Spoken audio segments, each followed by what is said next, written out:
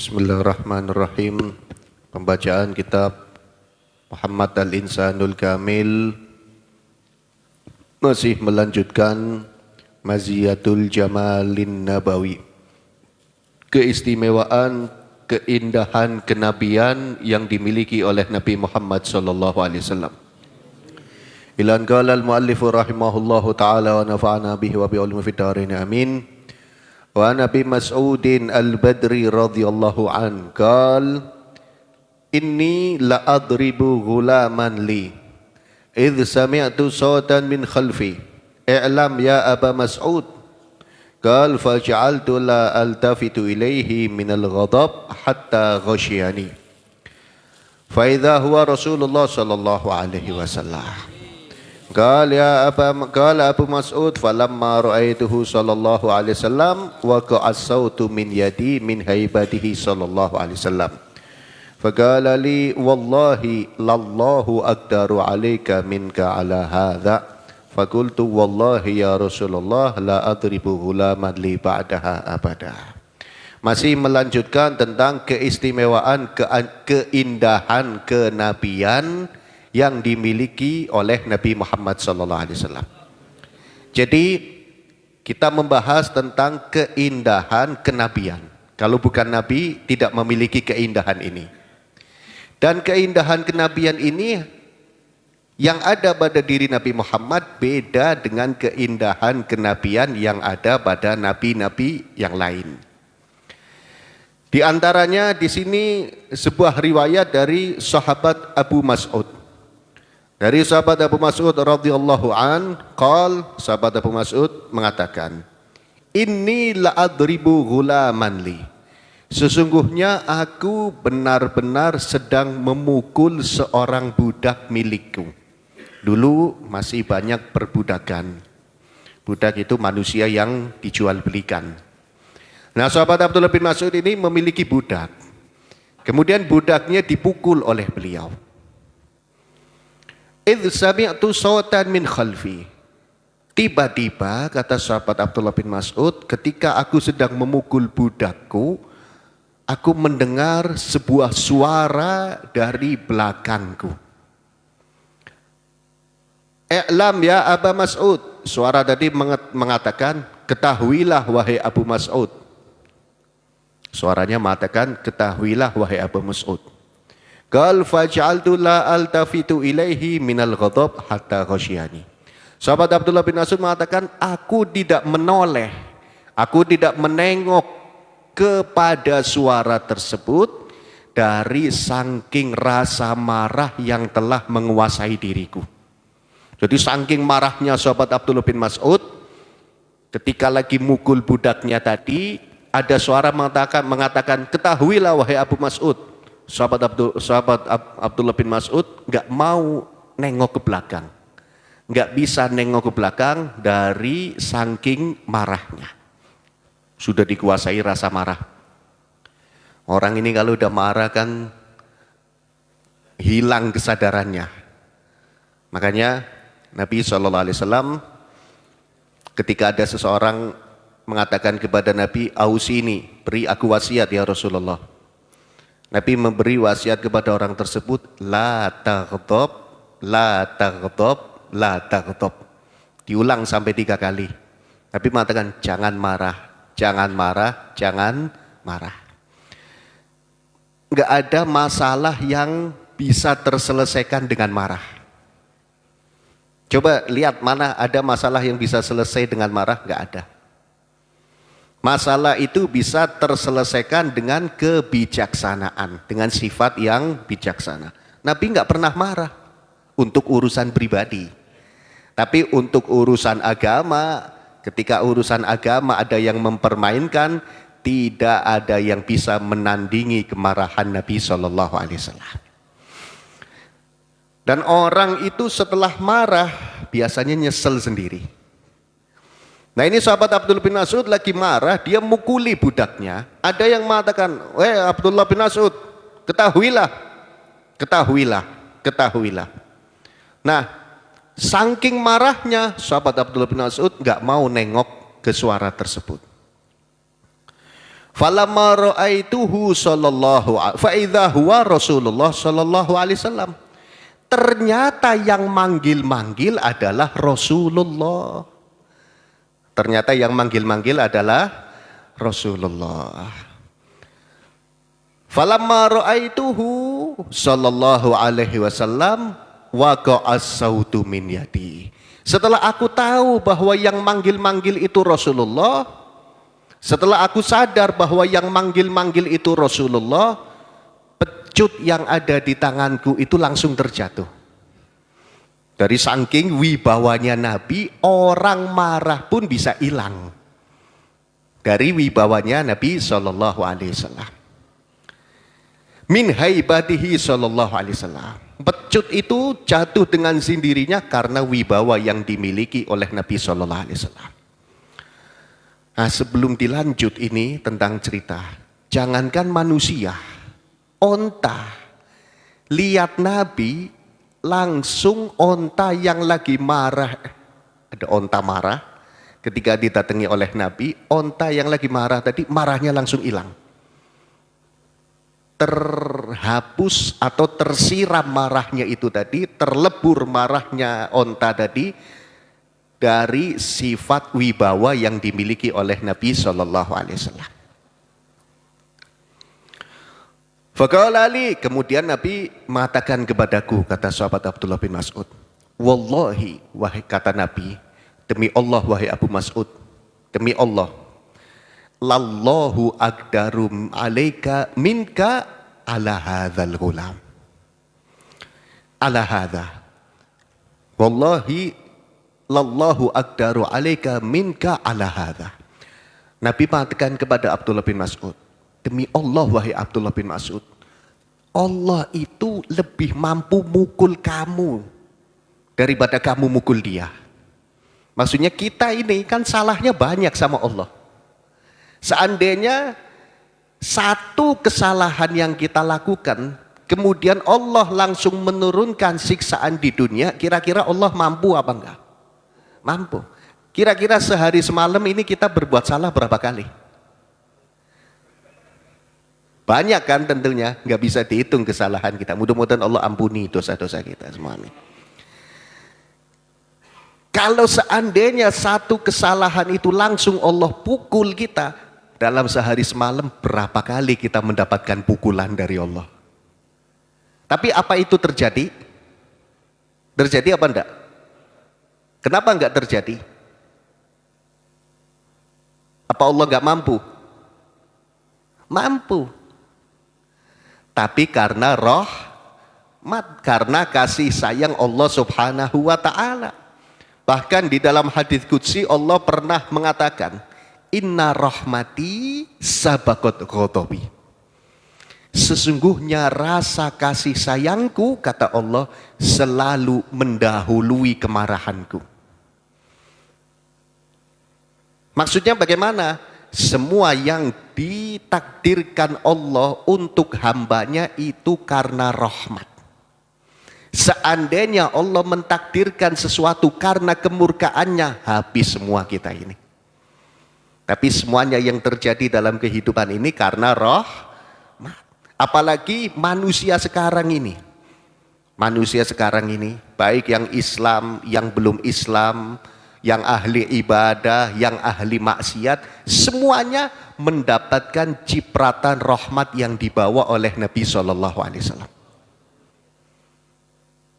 Yang Islam jelas, yang belum Islam tetap dapat cipratan rahmat. Yang ahli ibadah nggak perlu dibahas lagi. Yang ahli maksiat tetap dapat cipratan rahmat. Bagaimana itu bentuknya? Sahabat Abdullah bin Abbas mengatakan, rahmat Allah yang dibawa oleh Nabi Muhammad untuk umat yang beriman, untuk manusia yang beriman adalah diselamatkan dari siksa dunia akhirat. Rahmat Allah yang dibawa oleh Nabi Muhammad untuk yang ahli maksiat dan untuk yang belum mau masuk Islam Tetap mereka dapat bagiannya. Apa bagiannya? Ufiya mimma asobal umam minal khosaf wal qadhaf. Orang-orang sekarang yang ahli maksiat, orang-orang sekarang yang belum mau masuk Islam, disebabkan rahmat yang dibawa oleh Nabi Muhammad, maka mereka diselamatkan dari apa yang menimpa umat-umat dahulu. Apa yang menimpa umat dahulu? Al-khosaf wal qadhaf. Penghapusan dan penampakan kesalahan. Al-qadhaf. Dimunculkan kesalahannya. Dulu umat Nabi Nuh yang membangkang kepada Nabi Nuh, Allah kirim banjir, habis. Umat Nabi Lut yang nggak nurut sama Nabi Lut, Allah kirim batu, habis mereka. Fir'aun yang mengejar-ngejar Musa, Nabi Musa, Fir'aun dan pasukannya ditenggelamkan, habis mereka. Sekarang orang yang jahatnya seperti Fir'aun mungkin ada, tapi nggak habis-habis. Orang yang melakukan perbuatannya umat Nabi Lut ada sekarang, tapi mereka nggak habis. Kenapa kok seperti itu? Karena rahmat yang dibawa oleh Nabi Muhammad. Jadi mereka tetap dapat cipratannya.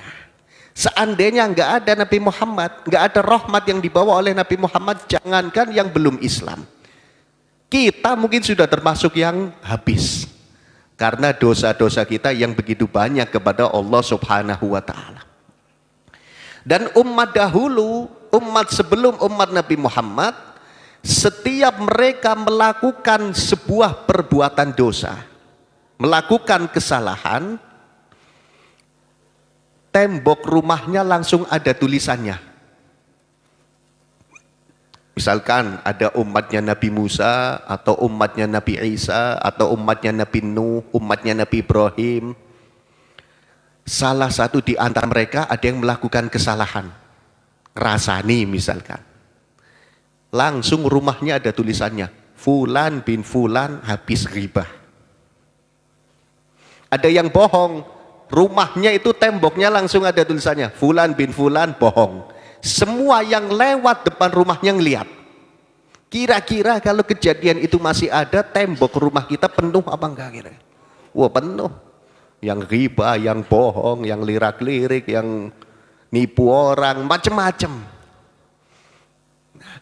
Itu dihapuskan oleh Allah Subhanahu wa ta'ala. Kejadian itu dihapus. Yang maksiat dilenyapkan udah nggak ada.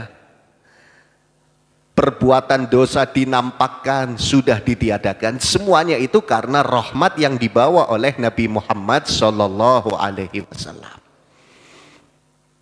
Nah, sahabat Abdullah bin Mas'ud lagi mukul budaknya, diingatkan sama Nabi, wahai Abdullah bin Mas'ud, jangan dipukul seperti itu. Allah lebih mampu mukul kamu daripada kamu mukul dia. Tapi Allah tidak melakukan itu.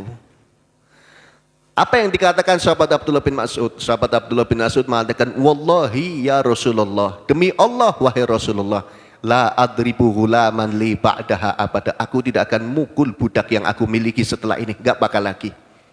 Setelah diingatkan oleh Nabi Sallallahu Alaihi Wasallam.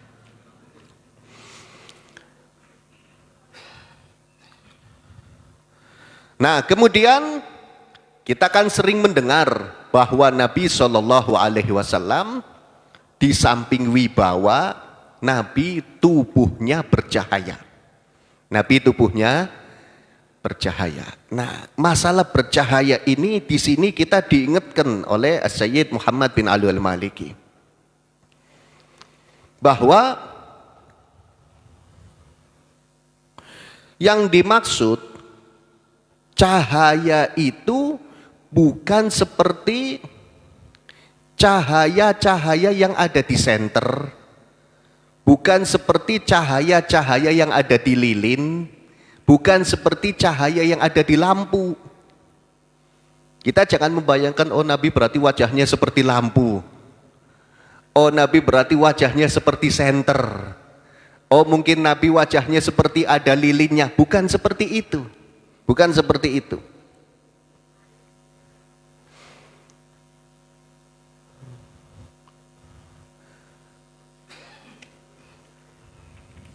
Karena apa yang ada pada diri Nabi Shallallahu Alaihi Wasallam itu jauh lebih mulia daripada cahaya senter, cahaya lampu, cahaya lilin. Lebih mulia, lebih istimewa. Apa bedanya antara lampu sekarang dengan cahaya yang dimiliki oleh Nabi Shallallahu Alaihi Wasallam? Bedanya banyak. Pertama, di sini dijelaskan bahwa ketika Nabi Shallallahu Alaihi Wasallam dilahirkan, min annahu Shallallahu Alaihi Wasallam lamma wulida ra'at ummuhu nuron.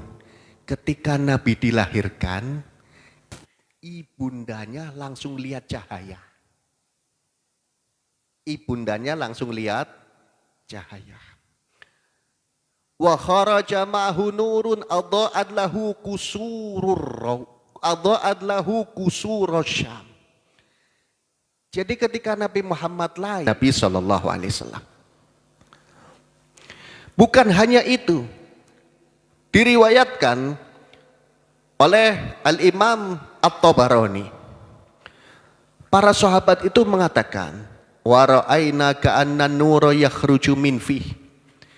Para sahabat mengatakan, kami ini selalu melihat seakan-akan cahaya itu keluar dari mulutnya. Jadi bukan wajahnya aja bercahaya, kalau ngomong mulutnya langsung bercahaya. Kalau kita ngomong kira-kira mulut kita keluar apanya? Jadi Nabi itu kalau berbicara bukan hanya wangi. Kan kemarin kita membahas semuanya wangi, aroma mulutnya wangi. Ternyata bukan hanya wangi, Nabi setiap berbicara keluar cahaya dari mulutnya. Allahumma shalli ala sayyidina Muhammad.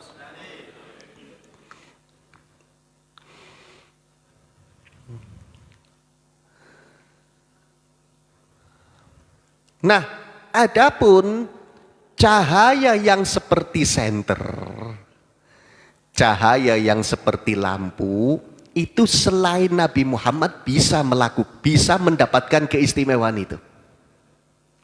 Cahaya yang seperti lampu, cahaya yang seperti lilin, cahaya yang seperti senter, selain Nabi Muhammad bisa mendapatkan keistimewaan itu. Jangankan manusia yang soleh, dulu itu musim tasbih, kalau lampunya mati tasbihnya nyala. Ya kan, itu jangan, oh berarti mungkin Nabi Muhammad seperti ini. Bukan, lampu aja nggak bisa disamakan dengan wajahnya Nabi.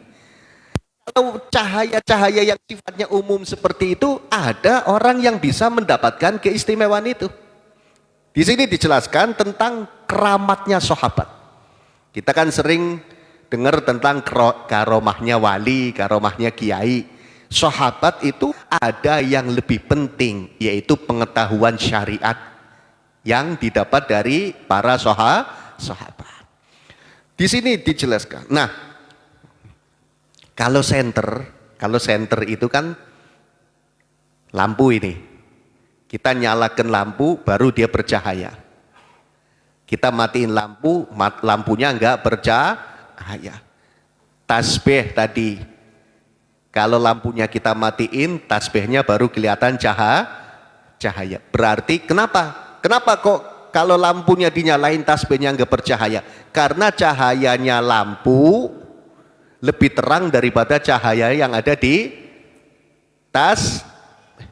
Siang hari kita nyalain lampu, lampunya kelihatan bercahaya apa enggak? Enggak, karena cahaya matahari lebih terang daripada cahaya. Kalau cahayanya Nabi Shallallahu Alaihi Wasallam ya'lu, selalu mengungguli semua cahaya. Cahaya Nabi selalu mengungguli semua cahaya. Dan bukan Nabi itu selalu badannya nyala, kemana-mana Nabi nyala, enggak seperti itu. Takutnya ada yang salah paham. Oh berarti Nabi pakai baju nyala. Nabi jalan nyala. Enggak. Keluarnya cahaya itu tergantung keadaan. Kalau Nabi lagi pengen menampakkan, ya kelihatan. Kalau Nabi lagi pengen nutup, ya cahaya tadi ditutup oleh Nabi Shallallahu Alaihi Wasallam. Allahumma shalli ala Sayyidina Muhammad.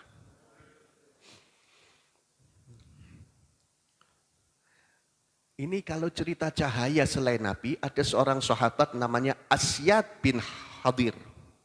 Asyad bin Hudair. Diriwayatkan, wa an Anasin radhiyallahu an, dari sahabat Anas radhiyallahu an qol, sahabat Anas mengatakan, kana Asyad bin Hudair wa Ubad bin Bishr. Pernah Asyad bin Hudair dan sahabat Ubad bin Bishr. Asyad bin Hudair ini sahabat, Ubad bin Bishr ini juga sahabat. Inda Rasulullah sallallahu alaihi wasallam fi lailatin dhulma. Pernah sahabat Asyad dan sahabat Ubad ini duduk bertamu kepada Rasulullah di suatu malam yang sangat gelap. Dulu itu kalau malam kan gelap banget, bukan seperti sekarang. Banyak cahaya lampu di jalan. Dulu gelap luar biasa. Jangankan dulu, zaman kita kecil aja kan jadi barang petang, nggak seperti ini. Nah zaman Rasul itu jelas jalan-jalan itu sangat gelap. Nah di malam yang gelap itu sahabat Asyad dan sahabat Ubad bertamu kepada Rasulullah Sallallahu Alaihi Wasallam. Fatahaddatsa indahu, mereka keduanya ngobrol bersama Nabi Sallallahu Alaihi Wasallam.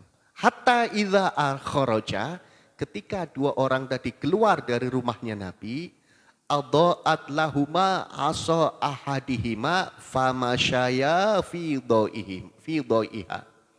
Ketika sahabat Asyad dan Ubad tadi keluar dari rumahnya Nabi, para sahabat itu dulu mereka hampir rata-rata pakai tongkat. Para sahabat itu rata-rata pakai tongkat. Dan orang laki-laki setelah umur 40 ke atas disunahkan pakai tongkat walaupun sesekali. Yang udah 40 gitu. Laki-laki disunahkan sesekali pakai tongkat. Untuk apa pakai tongkat? Bukan aksesoris itu, bukan. Untuk mengingatkan bahwa sebentar lagi jalannya harus pakai, udah tua, mau mati. Udah beda. Udah waktunya mendekat kepada Allah Subhanahu wa Ta'ala. Bukan aksesoris itu ya, bukan gaya. Kadang ada salah paham, oh kayaknya gayanya ulama itu pakai tongkat. Dan itu sunnah setelah umur yang belum, jangan. Nanti nggak ada gairah hidupnya, tua saya.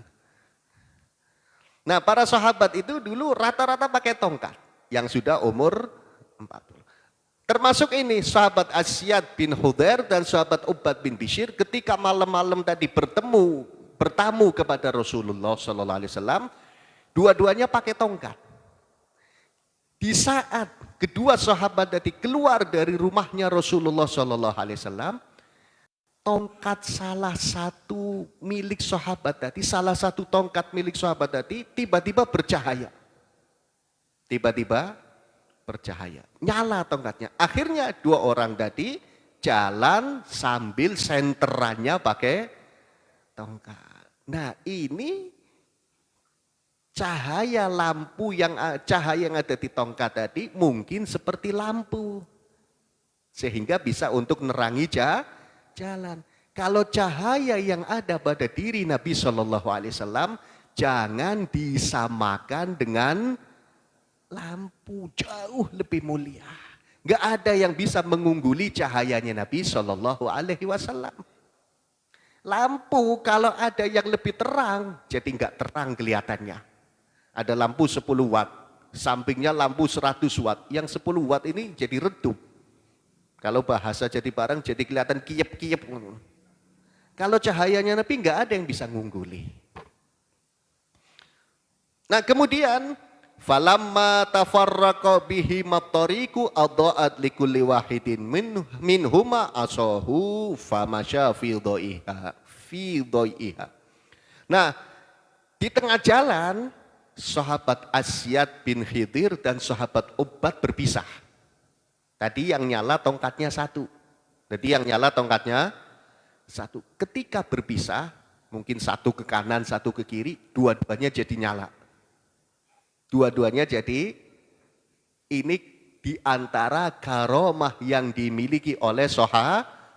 Kalau sahabatnya saja tongkatnya bisa nyala, bagaimana dengan badannya mereka?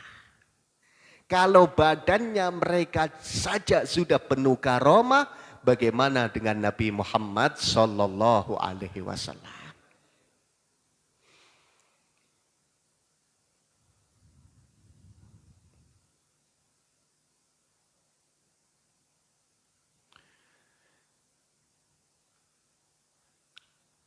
Kemudian tentang cahaya yang dimiliki sahabat. Pernah ada sahabat namanya Daus ad-Dausi. Sahabat tadi dikenal dengan Dhunnun. Sahabat Daus ad-Dausi tadi ketika datang menghadap Nabi Shallallahu Alaihi Wasallam. Kemudian masuk Islam. Datang kepada Nabi kemudian masuk Islam. Setelah masuk Islam, sahabat Daus ini kepala suku. Nah, kepala kaum, pemimpin. Masuk Islam, Nabi doakan pengikutnya atau rakyatnya biar mereka juga masuk Islam. Akhirnya sahabat Daus mengatakan kepada Rasulullah, "Ib'athni ilaihim, ya Rasulullah, utus aku untuk mendakwai mereka." Jadi enggak berani para sahabat itu datang masuk Islam kemudian pulang langsung dakwah, enggak. Tapi minta izin. "Ya Rasulullah, utus aku untuk dakwah kepada mereka. Waj'alli ayah, dan beri aku tanda kebesaran Allah." Maksudnya minta keistimewaan. Minta keistimewaan, apa tujuannya? Biar dakwahnya gampang. Ketika sahabat Daus tadi minta keistimewaan, Nabi Shallallahu Alaihi Wasallam langsung doa, "Allahumma nawwir lahu." Ya Allah, berilah cahaya untuk Daus ini. Beri dia cahaya. Fasato'a nurun baina ainaihi. Langsung muncul cahaya, tapi cahayanya di tengah-tengah mata, kayak senter. Jadi kemana-mana nyala. Faqala, "Ya Rabb, akhafu ayyakulu muslatan." Setelah di tengah-tengah matanya tadi nyala, sahabat Daus langsung takut. Ya Allah, nanti umatku malah sesat ini. Kok apa ini namanya tengah-tengah mata ini? Ini tengah-tengah mata itu. Kadang kita susah nerjemahin. Tengah-tengah matanya nyala. Ini nanti kalau dikira ini sihir apa-apa. Fatahawala ila tarfi sautihi. Nah, akhirnya cahaya tadi pindah ke ujung cambuk yang dimiliki, ujung rotan yang dimilikinya. Jadi mereka kadang bawa rotan, kadang bawa cambuk, kadang bawa tongkat. Dari ujung mata pindah ke ujung cambuk yang dia miliki. Fakana yudhi'u lahu fil lailatil mudlimah. Nah, akhirnya cahaya tadi selalu digunakan untuk senter di saat malam yang gelap. Jadi para sahabat dulu juga mereka kadang mengeluarkan cahaya. Tapi cahayanya sangat beda dengan cahaya yang dimiliki oleh Nabi Shallallahu Alaihi Wasallam. Nah, makanya Bapak Ibu kita sering mendengar, oh Nabi bercahaya. Jangan sesekali membayangkan Nabi cahayanya seperti lampu. Jangan sesekali kita membayangkan Nabi cahayanya mungkin seperti patroma. Bukan, beda. Terus seperti apa? Ya hanya Allah dan orang-orang yang menyaksikan yang tahu. Yang penting cahayanya sangat beda, tidak ada yang bisa mengunggulinya dari sisi terang maupun sisi keindahannya. Allahumma sholli ala sayyidina Muhammad. Nah, Nabi yang sempurna, yang tampan, yang indah, yang wangi, yang luar biasa itu di sini dijelaskan kamalu'tinaihi bimadharis syarif. Kita akan pindah pembahasan tentang sempurnanya perhatian Nabi dengan penampakannya yang mulia. Maksudnya apa? Nabi selalu rapi.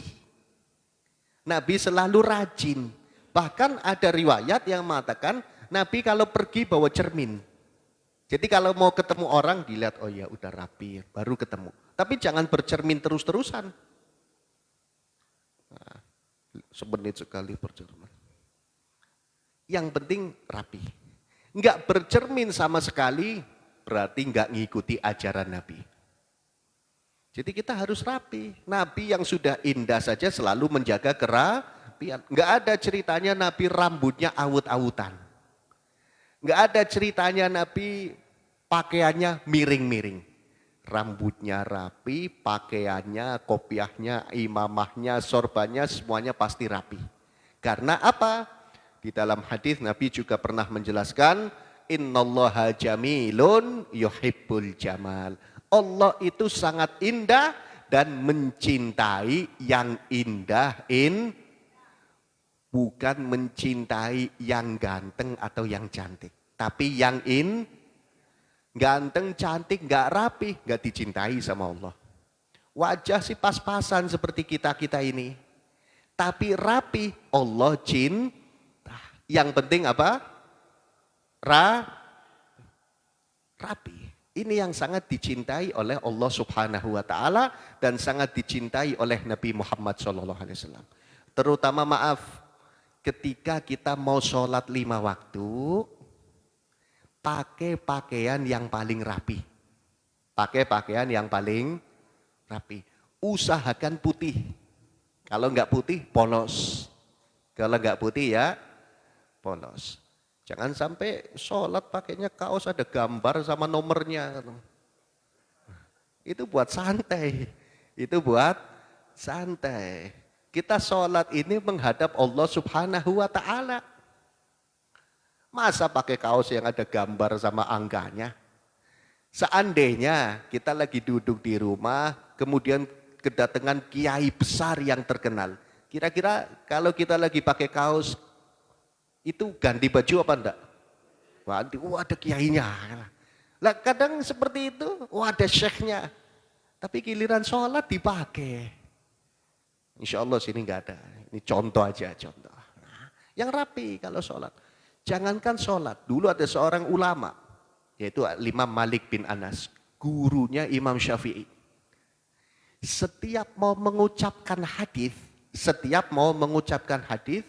nggak berani ngucapin langsung. Apa yang beliau lakukan?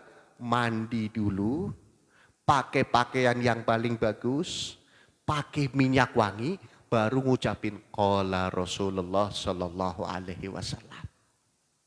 Ditanya sama murid-muridnya, wahai imam, engkau cuma mau mengucapkan hadis, harus mandi, pakai pakaian yang rapi, pakai minyak wangi? Iya.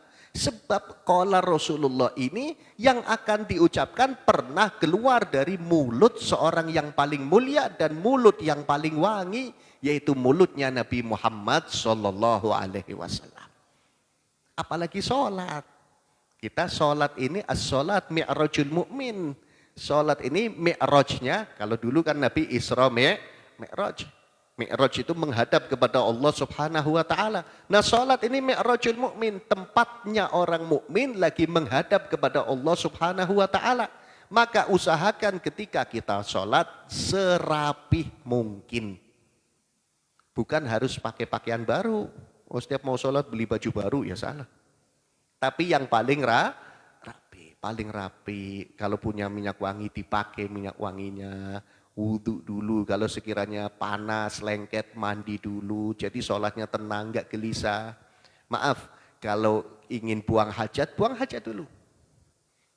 Makruh kita sholat sambil nahan buang hajat. Buang hajat, baik hajat kecil, hajat besar, bersih-bersih lagi wudhu. Sholat yang tenang, menghadap kepada Allah Subhanahu wa ta'ala. I'tinahu bi badani. Perhatiannya Nabi SAW dengan badannya. Di sini dijelaskan karena sallallahu alaihi wasallam ya'tani bi nadhafati badanihi wa ya'muru bidzalik. Nabi sallallahu alaihi wasallam selalu perhatian dengan kebersihan badannya. Maaf Bapak Ibu, Nabi itu enggak mandi seminggu tetap wangi. Karena keringatnya saja wangi. Kalau kita enggak mandi 5 jam, Masya Allah. Nabi seminggu enggak mandi, wangi. Tapi Nabi selalu mandi. Nabi seminggu enggak ganti baju, enggak bau bajunya, wangi. Tapi Nabi selalu pakai baju yang bersih. Wa ya'muru bidzalik, dan Nabi memerintahkan itu. Bukan hanya untuk dirinya, tapi Nabi memerintahkan umatnya juga untuk menjaga kebersihan badan. Jadi kita ini yang bersih badannya. Mandi yang bersih, kuku yang bersih, semuanya yang bersih. Yang punya kumis yang rapi, yang punya jenggot yang rapi, itu dicintai oleh Nabi Shallallahu Alaihi Wasallam. Kalau sekiranya belum bisa ngerawat rapi, ya bersihkan. Kecuali jenggot ya. Jenggot ini sebab ada riwayat yang mengatakan kalau orang laki-laki punya jenggot dibersihkan itu hukum yang paling ringan itu makruh. Hukum yang paling ringan makruh. Tapi gondrong juga makruh. Apalagi sampai seperut. Paling panjang itu 1 genggaman tangan. Paling panjang. Enak semuanya, kalau rapi itu yang lihat enak, yang punya badan juga enak. Faqad kana yaghtasilu fi kulli usbu'in wa yuhafidhu ala ghusli badanihi qabla ta'am. Dan Nabi SAW selalu berendam setiap seminggu sekali. Bukan hanya mandi biasa, tapi ada mandi seperti mandi apa ya? Ya berendam gitu, bersih-bersih. Wa yuhafidhu ala ghusli yadayhi qabla ta'am. Wa ya'udduhu wa ba'dahu.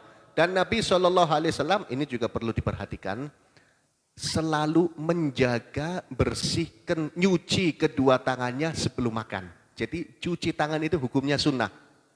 Kalau kita cuci tangan, niatkan ngikuti anjuran Nabi. Bukan hanya takut penyakit aja, tapi ngikuti anjuran Nabi. Nanti kita cuci tangannya dapat pahala.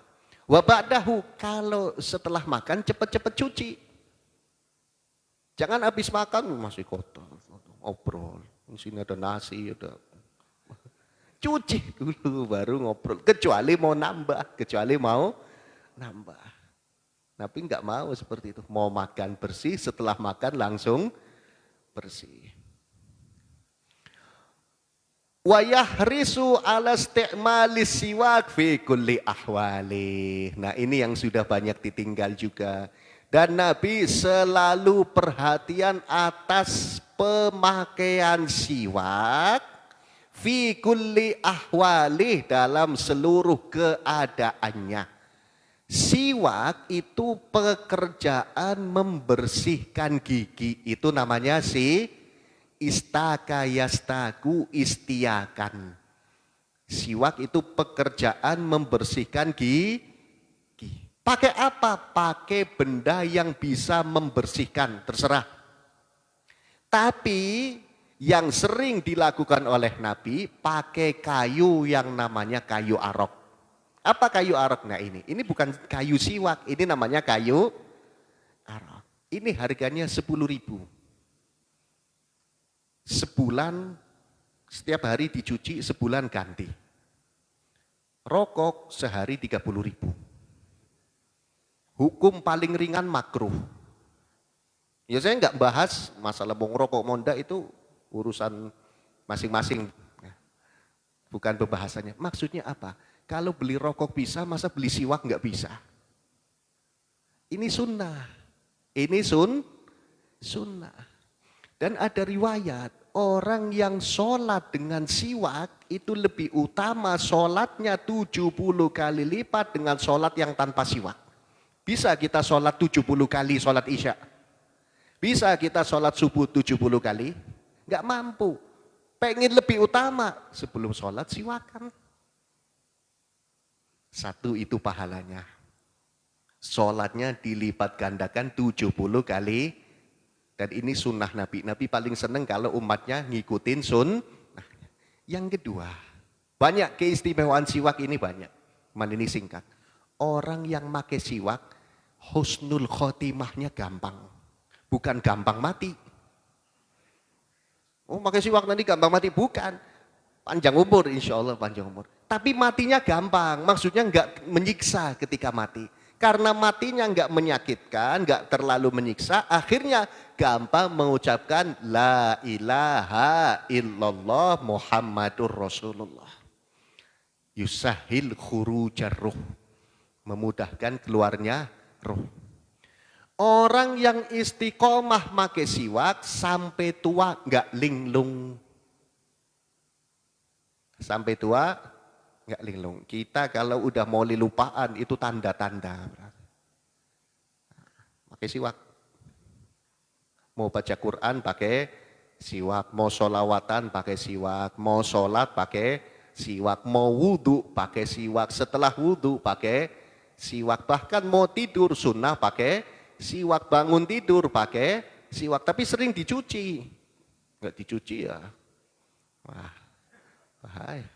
Nanti kalau sudah sekiranya kering ganti paling 10.000. Aslinya aksesoris ibadah ini murah-murah. Siwak 10.000, tasbih 10.000, tasbih digital 15.000, apalagi kerudung 30.000, kopiah 10.000, rokok, kuota. Aksesoris ibadah ini udah nikmat, faedahnya banyak, murah. Dan orang yang pakai siwak, gusinya kuat, nggak kena penyakit gusi.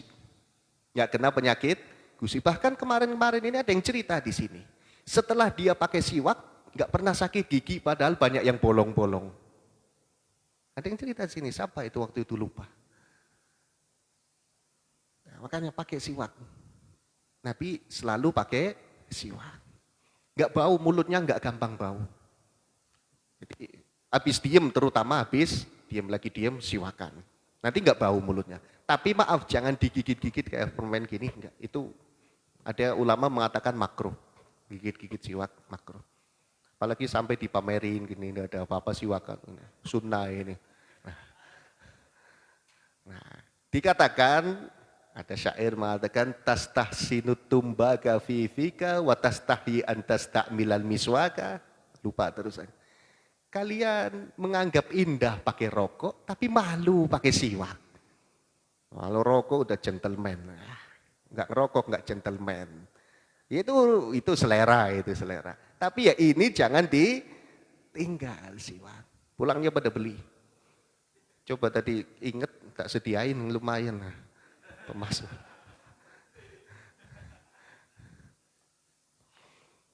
Wa kana sallallahu alaihi wasallam yuhafidhu ala ta'ahudi atrafi badanihi bin nadhafati. Dan Nabi sallallahu alaihi wasallam selalu menjaga atas kebiasaan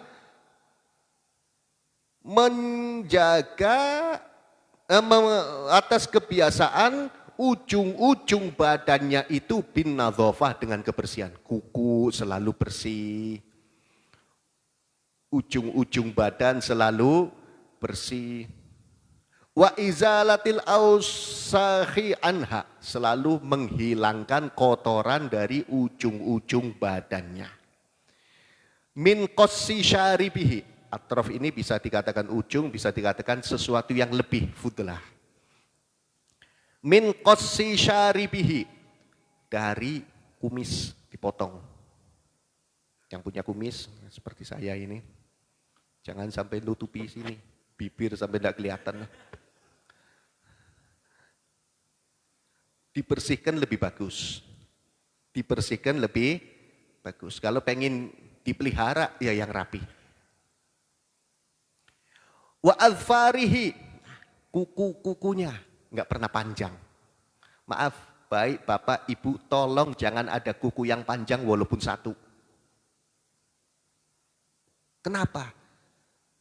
Maaf, satu, kalau kita buang air besar, takut tersisa di situ. Yang kedua, air wudhu bisa terhalang masuk, akhirnya sholatnya nggak sah. Yang ketiga, ada ulama mengatakan itu disenangi setan. Kalau orang tua kan dulu mengatakan digantungi setan. Itu disenangi setan. Bersihkan aja bersih. Apalagi sampai lancip-lancip. Jadi ingat film-film misteri dulu. Wanadfi ibtihi. Maaf, Nabi selalu mencabut bulu ketiaknya. Bersih. Kalau nggak mampu dikerok. Wahalki anatihi. Dan selalu membersihkan bulu-bulu di badan yang memang harus dibersihkan. Bulu kemaluan, bulu apapun. Harus dibersihkan, itu dibersihkan. Ini anjuran Nabi, ini ajaran Nabi. Sehat kita ini. Kalau seperti itu hidup kita sehat. Kuku ini kan kotor. Ya, kalau kita makan terus kukunya kotor, akhirnya bakterinya ikut masuk. Tapi kalau selalu pendek kemudian dibersihkan, sehat. Dan air wudhu pasti masuk. Sholatnya jadi sah. Sholatnya jadi sah. Wa kana ya'muru bin nadhafa wa yahuthu 'alaiha wa yuhadhdhiru minal wasakhah. Nabi selalu memerintahkan dengan kebersihan, menganjurkan atas kebersihan, dan mewanti-wanti dari perkara yang kotor. Nabi paling nggak seneng kotor-kotor. Rumah apapun Nabi paling nggak seneng kotor. Nabi rumahnya sangat sederhana tapi bersih. Nabi pakaiannya sangat sederhana tapi bersih. Nabi sendalnya semuanya bukan yang mahal tapi bersih. Biqaulihi, dengan sabdanya, innallaha thayyibun yuhibbut thayyib. Allah itu indah, mencintai yang indah. Nadzifun yuhibbun nadzafah. Allah itu sangat bersih, mencintai yang bersih. Wa karimun yuhibbul karam. Allah itu bijaksana dan mencintai kebijaksanaan.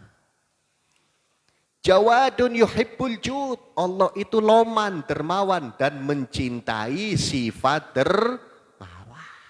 4 ini yang diwanti-wanti Nabi. Allah bersih, Allah indah, mencintai yang indah. Allah indah, Allah bersih, mencintai. Allah indah, mencintai yang indah. Allah bersih, mencintai yang bersih. Allah bijaksana, mencintai sifat bijaksana. Mencintai orang yang punya sifat bijaksana, Al-Karim. Allah dermawan, mencintai hambanya yang dermawan. Kalau kita pengen dapat cintanya Allah, 4 ini kita lakuin. Mudah-mudahan kita bisa mempraktekannya. Jadi dari ngaji ini kita dapat, pertama, cahayanya Nabi jangan disamakan dengan lampu, jangan disamakan dengan lilin, jangan disamakan dengan patroma, beda. Kemudian yang kedua, Nabi walaupun sempurna tapi selalu menjaga kebersihan badan dan memerintahkan umatnya untuk menjaga kebersihan badan. Mudah-mudahan kita bisa mengamalkan dan semakin cinta kepada Nabi SAW. Kemudian sedikit pengumuman, hari Selasa ini pagi jam 10 ada pembacaan Hadhrah Basaudan khusus untuk ibu-ibu. Dan pembacaan kitab Okudul Lujen, kitab tentang suami istri. Kitab tentang suami istri. Tapi yang hadir ibu-ibu aja. Yang laki-laki jangan hadir. Yang udah nikah, yang belum nikah hadir. Oh, saya belum nikah. Perempuan misalkan, saya belum jadi istri. Itu kan kitab suami istri. Ya buat persiapan. Jadi nanti di situ dibahas bagaimana sifatnya suami kepada istri dan bagaimana sifatnya istri kepada suami, apa yang harus dilakukan suami kepada istri, apa yang harus dilakukan istri kepada suami. Bagaimana hak-haknya suami yang harus dipenuhi istri dan hak-haknya istri yang harus dipenuhi suami. Setiap Selasa minggu ketiga, jatuhnya Selasa besok jam 10:30, 11. Silahkan ibu-ibu, teman-teman remaja, adik-adik semuanya monggo hadir di majelis ini. Ini saja yang bisa disampaikan, mudah-mudahan ada manfaatnya, mudah-mudahan kita semakin cinta kepada Nabi Muhammad dan semakin senang dengan syariat Nabi Muhammad, semakin semangat ibadahnya, semakin jauh dari maksiat kepada Allah, sehingga kita selamat dunia akhirat. Ala hadhi niyat wa kulli niyatin salihah wa ila hadratin Nabi Muhammadin sallallahu alaihi wasallam. Thumma ala rahya abaihi wa ikhwanihi minal anbiya wal mursalin, thumma ala rahya alihi wa ashabihi wa azwajihi ajma'in, thumma ala rulu syuhadu sholihin wal a'immatir rasyidin wal amilin, thumma ala rahya walidina wa walidikum wa ammatina wa ammatikum wa ammatil muslimin amah, khususan Imam Muhammad bin Said al-Busiri wa Sayyid Muhammad bin al-Muliki wa bil Hasanah. Fatihah.